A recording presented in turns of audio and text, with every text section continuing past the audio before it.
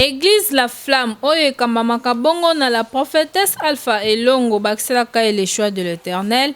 Dimanche 12 juin, oyo bazalaki na culte dominical bo momesano bondimela ngai ke ezalaki culte moko très spécial.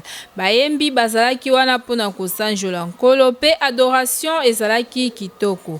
Ba témoignage pe pona ko témoigner nzambe ya la prophétesse Alpha Elongo esalemaki. Kasi tango ngonga ekokaki ya koyoka liloba na nzambe bondimela ngai ke ye moko la prophétesse Alpha Elongo le choix de l'Éternel amataki na chair pona kote ya liloba pe ateyaki na thème ya la divination divine oyo azwaki yango na référence biblique na Genèse 26 na verset na yango 16 à 20. Esika oyo Bible ezolobela lisolo ya Abimelech ndenge abenganaki Isaac na mboka na bango po azalaki plus puissant que bango. Pe Nzambe avisitaki Isaac na suka na yango bayaki kosenga ye bolimbisi pe ba reconnaître que Isaac aza na Nzambe ya solo solo. Laissez les gens te haïr.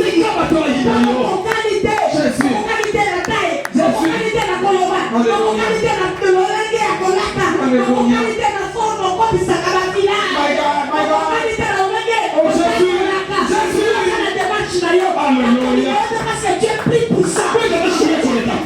Dieu est puissant. Dieu est puissant. Dieu est puissant. Ataka mundisi, ataka sipi, mon pepe koya,